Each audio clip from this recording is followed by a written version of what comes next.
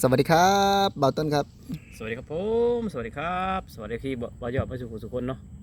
คือว่ามื้อนี้นะแบบว่าเลิกงานแล้วก็มาพบมาพ้อกันเนาะอืม3-4 คนที่เฮาเนี่ยอืมคือเก่าอืมคือว่ามื้อนี้นะแบบว่าได้มีน้องคนหนึ่งนะเพิ่นไอ้โทรมาคุยนำอืมอืมเพิ่นว่าบ้านเพิ่นฮะถ้าคนมาไทยนี่ต้องเก็บหัวคนหนึงฮะ500 บาทอืมอืมเพิ่นเว้าโทรมาพูดคุยกับบ่ยอดนะบ่ยอดก็เลยว่าเออ มันสิมีแค่น้องสาวหรือว่าน้องสาวเฮาบ่ที่ถูกเก็บนะมื้อนี้ก็เลยอยากมาสอบถามทางเบาต้นนี่นะในกรณีนี้มีเคยเก็บบ่ทางเบาต้นคือว่าประมาณ20ปีที่แล้วนะบ้านบ่ต้นเก็บนะอืมตอนบ่ต้นมาประเทศไทยครั้งแรกก็คือต้องได้เสียครัวเรือนหนึ่งหรือว่าครอบครัวหนึ่งมากรุงเทพแต่คนเก็บทุกคน เก็บทุกคนคนละ500 บาทคนละ500 บาท500 บาทคือว่าผู้ใหญ่บ้านเพิ่นสิเลาะเรียกลงไปประชุมอยู่ในศาลาหมู่บ้านเนาะคือว่าเก็บแบบว่าเฮือนไผก็คือว่าไปกรุงเทพจะคนคือให้ลงมาเสียเงินลงมาเสียเงินถือว่าก็เก็บจักปีเก็บอยู่นั่นบัดน่ะมันก็หลายปีอยู่เลยหลายปีเติบอยู่เดี๋ยวๆคือเก็บมาประมาณจักปีก็อยู่อันนี้คือหลายปีเติบนะเก็บเนาะอืหลายปีมเติบคื เล็ อก ตอนนี้ก็คือยกเลิกแล้วยกเลิกแล้วเนาะยกเลิกแล้วคืคือ อว่าเก็บเงินไปก็คือบ่ได้เก็บเงินไปใช้เก็บเงินไปกินเองอ่ะเดี๋ยวว่าเก็บเงินไป ผู้ใหญ่กิน บ้านกองร้อนเก็บเงินไปกินเองมันเป็นกองร้อนเป็นผู้เก็บนะ กองร้อนกับผู้ใหญ่บ้านนั่นแหละรวมกันนั่นแหละของเขาอยู่ในกลุ่มเขาหัน อ๋อในการที่เก็บเงินไอ้จำนวนที่แบบว่าผู้ใดมาสมมุติว่าทางไอ้ต้นนี่มา5 คน อืมก็เก็บมัน5 คนฮะ 2,500เก็บหาคนละ500ก็2,500หาคนเลย อ๋อ คือบ่ต้นบ่ได้เสียบ่ต้นน่ะ เป็นหยังบ่ต้นยังบ่มาบ่ต้นน่ะ บ่ต้นมาแล้วบ่ต้นหัวแข็งบ่ต้นบ่เสียให้เรียกว่า เสี ซั่ ย น เพิ่นหยัง แล้วมันสิเข้ากับเพิ่นเพราะเพิ่นบ่จับบ่จองเนาะ จักบ่ได้แล้วเฮาบ่อยากเสียค่าหยังเอ้าคือเฮาเงินมาหาเงินกรุงเทพเฮาก็ให้พ่อแม่เฮาก็พอแห้งแล้วบ่สิมาเก็บนำเฮาอีกอืม สิเสียให้หยังคันบ่ได้หัวอ่อนให้เขาก็เสีย ผู้ใดอยากเสียผู้ใดแบบว่ายอมก็เสียเสีย อ๋อ คือบ่แม่นว่าเงินจำนวนนั้นมันแบบว่าอยู่ในถูกต้องตามกฎหมายเนาะคือว่าเก็บไปกินกันซื่อๆนี่ อืม แล้วสิให้เสียให้หยังเฮามาหาเงินประเทศไทยเฮาก็เมื่อยอยู่แล้ว อืม บัดนี้สิไปเสียให้เขาอีก คือมันคือว่ามีน้องเพิ่นโทรมานะเพิ่นว่าโอ้ทางบ้านน้องก็เสียเด้ยังเก็บอยู่บ่ตอนนี้บ้านเพิ่นน่ะ เก็บอยู่ อย่าไปเก็บให้เขาอย่าไปให้เขาอย่าไปให้เขาอย่าไปหัวอ่อนให้เขาเขาเก็บแบ่งกันเองอ่ะคือเงินจำนวนนี้บ่ได้เขารัฐบาลแบบว่ากฎหมายมันบ่ได้มีแบบว่าคนมาประเทศไทยแล้วเก็บเงินน่ะบ่ได้มี เพราะว่าเขาก็เสียภาษีถูกต้องตามกฎหมายอยู่แล้วเนาะ มันก็แน่นอนอยู่แล้วถ้าเฮาเฮ็ดพาสปอร์ตเฮาก็เสียอยู่แล้ว สมมุติว่าเฮาฝากเมื่อให้พ่อให้แม่เฮาพ่อแม่เฮาก็ซื้อปุ๋ยซื้อหยังซื้ออุปกรณ์ก่อสร้างมันก็เสียเงินรายได้ภาษีเงินได้อยู่แล้วอยู่หั่นน่ะ อืม สมมุติพ่อเฮาเติมน้ำมันรถก็คือนั่นแหละภาษีเงินได้ อืม ภาษีสมไส้เนาะ คือจังเก็บหาประมาณ3 ปีตอนเก็บบ้านในต้นเนาะ ก็หลายปีเติบอยู่ คือเกินบ่3 ปี เกิน3 ปีเกินอยู่ อืม คือบ่ต้นถามหัวหน้ากองร้อนนะคือว่าเงินจำนวนนี้เนี่ยคือเก็บบ่ได้ไปใช้ดอกเก็บคือว่านายอำเภอเก็บให้นายอำเภอกับผู้ใหญ่บ้านแหละกินกัน คือเงินเหมือนเงินจำนวนนี้คือบ่ได้เข้าคลังแบบเข้าคลังประเทศ คือบ่ได้เอาไปใช้เกี่ยวกับประเทศนะแต่ว่าคือนายอำเภอกับผู้ใหญ่บ้านกองร้อนแบ่งกัน อืม แบ่งกัน มันแบบว่าจักสิว่าแนวใดคือเอาไปส่วนตัวว่าซั่นจ้ะนะบ่แม่นบ่แม่นส่วนรวม แม่น อืม คือว่าคือบ่ต้นอยากสอบอ่ะเป็นหยังคือ คนในหมู่บ้านเฮานี่รัฐบาลเพิ่นสิฮู้บ่ว่าไปกรุงเทพจักคน อืม คือมีแต่ผู้ใหญ่บ้าน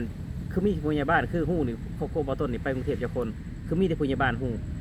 คือว่ารัฐบาลนี่เพิ่นบ่ได้ฮู้บ่ต้นสอเด้บ่ต้นสอคนหน้ากองร้อนน่ะแต่ที่จริงแล้วก็คือเก็บไปแบ่งกันเองคือทุกมื้อนี่เก็บบ่ถามว่าเก็บบ่คือบ้านบ่ต้นเก็บก็มีไผให้แล้วเพราะว่าเขาฮู้ทันหมดแล้ว อ๋อเมื่อ เขา ก่อน ฮู้ทันหมดแล้ว หาเก็บเนาะ แม่นแต่ก่อนคือคนยังโง่อยู่ตอนนี้คือคนฉลาดแล้วมันเก็บบ่ได้ตอนนี้ฮะ อืม คือเก็บบ่ได้ คือตอนนั้นหาเป็นแบบว่า คนยังโง่อยู่การศึกษายังบ่ได้บ่ได้ทั่วถึงแบบว่าสัญญาณอินเทอร์เน็ตหรือว่าโทรศัพท์หรือก็ยังบ่ได้เข้าบ่ถึงแต่ตอนนี้แต่ก่อนหั่นนะ บางสิ่งบางอย่างก็แบบว่าเฮาคิดไปแบบว่า ย่านเนาะแต่กี้เนาะแบบว่าบ่มีโทรก็บ่ได้สื่อสารแบบว่าออนไลน์นี่มัน คือ บ่เห็น ทุกมื้อนี้คือว่ามีหยังก็คือเขาเอาลงเฟซว่าฮะเอ้าสมมุติว่า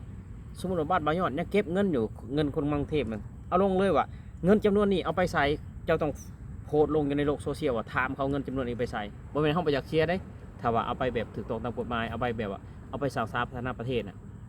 เขาก็ยอมให้เนาะ ให้ ก็เพราะว่าเอาไปเป็น อันนี้คือเอาไปแบบว่าเก็บเงินไปแล้วไปเลี้ยงครอบครัวไปเลี้ยงเมียน้อยคือบ่อยากให้อ่ะ อืม บ่อยากให้ กองหลอนที่เก็บเงินน่ะยังอยู่บ่ตอนนี้ ตายไปนำก็มีนะตายไปนำก็มีแล้ว ตายด้วยความสลาดเนาะ ตายไปนำแล้วทุกมึงตายไปนำหลายคนแล้ว คือตายเพราะว่า เอาเงินคนอื่นไปกินนี่แหละ มันเป็นหมู่ป้อยบ่ ตายเพราะแบบว่า ความบ่สื่อตรงนี่แหละ อืม ตายเพราะความบ่สื่อตรงนี่แหละตายไปหลายคนแล้ว คือจังเฮาได้เห็นนะแบบว่ามันก็ยังมีอยู่ได้บ่สมมุติว่าหมู่บ้านนี่คือหมู่บ้านบ่ยอดก็บ่มีนะหมู่บ้านบ่ต้นก็หมดไปแล้วเนาะ เมื่อไปแล้ว แต่มันก็ยังมีอยู่หั่นนะมันยัง มีบางหมู่บ้านก็มีคือ อืม คือบ่ให้เลยก็แล้วคือบ่ให้เลยก็แล้วเงิน แต่ จำนวนนี้เอาไปใช้ ก็บวชให้กันแล้วแต่ว่าต้องได้อะทุกคนน่ะคือหมู่บ้านน้องสาวนะต้องได้ มันบ่ได้ต้องมันบ่ได้คือมันอยู่นำพ่อบ้านแหละนะพ่อบ้านอยู่นำพ่อบ้าน คือพ่อบ้านเห็นแก่ได้พ่อบ้านขูดฮีดขูดรีดประชาชนแบบมาทำงานประเทศไทยอ่ะเขาหาเงินประเทศไทยเขาก็เมื่อยอยู่แล้วเป็นหยังคือต้องเก็บเงินของเขาอะนะเขาเลี้ยงครอบครัวเขา คือ ได้ ปกติ อยู่ นี่ แล้ว เฮามาไทยเนี่ยนะเฮาเสียภาษีอยู่แล้วคือในประเทศไทยเฮาก็รายได้เฮาก็เบิดไปจำนวนหนึงแล้ว บ่มีประเทศได้ดอกที่แบบว่า ไปต่างประเทศต้องเสียเงินให้ผู้ใหญ่บ้านบ่มีดอก คืออยู่ไทยนี่บ่มีแน่นอนอยู่ไทย บ่มีไปให้ยังบ่เป็นเรื่องของเรื่องจะให้เรื่องอีหยังคือมีแต่บ้านเฮาบางบ้านยังมีอยู่บางบ้านก็คือว่าสังคมยังเข้าบ่ถึงอ่ะบางคนก็อาจสิบ่ฮู้นะเพราะว่าคนอยู่บางหมู่บ้านก็การศึกษามันก็บ่ได้สูง ตาม แบบ ป่า ว่า ตามดงตามภูเขาไว้ที่ แม่ นั่ น น ก็บ่ได้ไปว่าซ่องฮู้ความเฮียนแบบว่าเงินจำนวนมันเสียไปใส่เอาไปใช้เอาไปพัฒนาถึงหม่องใดก็ยอมเสีย ก็ย้อนว่าความโง่คันเว้าภาษาบ้านเฮาก็ได้เนาะ ความแบบว่าการศึกษายังบ่สูงพอยังบ่คิดไตร่ตรองพอคือบ่ต้นถามเลยว่าเงินจำนวนนี้เก็บไปใช้แล้วไปพัฒนาหม่องใดมันบ่ได้ควรเก็บอ่ะคือเฮามาหาเงินหน่วยคือผู้ใหญ่บ้านบ่ได้เลี้ยงเฮาอ่ะพ่อแม่เฮาเลี้ยงเฮาก็ต้องฝากเงินให้พ่อแม่ ที่พักเงินนี่ยังผู้ใหญ่บ้านเนาะ มีผู้ใหญ่บ้านสิมาเก็บมันบ่ได้ คือบ่เคยเสียเลยบ่ไอ้ต้นตอนนั้น ข่อยบ่เคยเสียข่อยเป็นคนหัวแข็ง เอาเขาบ่จับบ่ซะสมมุติ จับยังบ่เสียแล้วก็แล้ว อ๋อบ่เสียแล้วก็แล้ว เสียแล้วก็แล้วว่าหัวแข็งนึง บัดผู้อื่นเสีย เงินขายยังบ่ต้นถามเงินขายยัง ตอนนั้นบ่ต้นใหญ่แล้วบ่ตอนนั้นตอน มันก็ใหญ่เนาะบ่ต้นก็20ปีเนาะ เออ 20กว่าแล้ว เป็นเบาแล้วเนาะ บ่ต้นบ่เสีย เออ อืม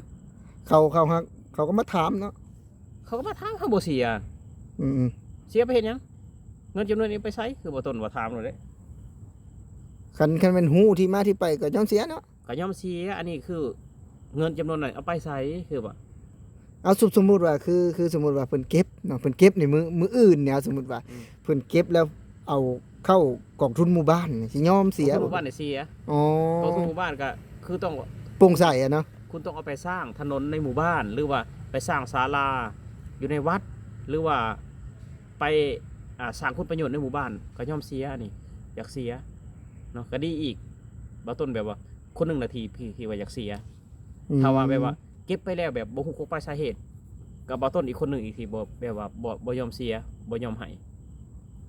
คือแบบว่า เอาไปแล้วเนาะแบบว่ามีที่มาที่ไปหรือว่าที่เอาจะมีโครงการเฮ็ดว่าซั่นจ้ะแล้วก็ทุกคนเนาะยินยอมเดี๋ยวนั้นก็ย่อมเสียเนาะต้น ยอ เนาะ มเสียยอมเสีย แต่ถ้าหากว่าเอาไปแล้วไปเอาไปให้เมียน้อยให้เมียป่ายแบบนี้นะ เอาไปให้แบบครอบครัวเจ้าของแบบสุขสบายนี่คือบนความทุกข์ของคนอื่นบ่ต้นก็คือแบบบ่ให้เลย เอาสำหรับอันนี้ก็อยากฝากอย่างแม่ที่แบบว่าคนที่เสียอยู่หั้นนะ อยากฝากคนที่เสียอยู่กับให้ถามเขาดีๆว่าเงินจำนวนนี้เอาไปใส่เนาะเพราะว่าปี2025แล้ว เทคโนโลยีหรือว่าโลกโซเชียลมันไปไกลแล้วเนาะโลกคนมนุษย์ของคนเฮาก็คือไปฮอดดาวอังคารแล้วดาวเคราะห์แล้วก็อยากให้ถามอยากให้ศึกษาก่อนว่าเงินจำนวนนี้เอาไปใส่ถ้าว่าเฮาเสียแบบได้ประโยชน์เฮาก็ยอมเสียถ้าว่าเฮาเสียแล้วเขาเอาไปเลี้ยงครอบครัวเขาก็บ่อยากเสียพ่อแม่ เพราะว่าบ่แม่นครอบครัวพ่อแม่เฮา เขาบ่ได้เลี้ยงเฮา เขา เนาะ บ่ได้เลี้ยงเฮา อ้าวสำหรับคลิปนี้ก็ขอบคุณทางบ่าวต้นเนาะสวัสดีครับ สวัสดีครับผม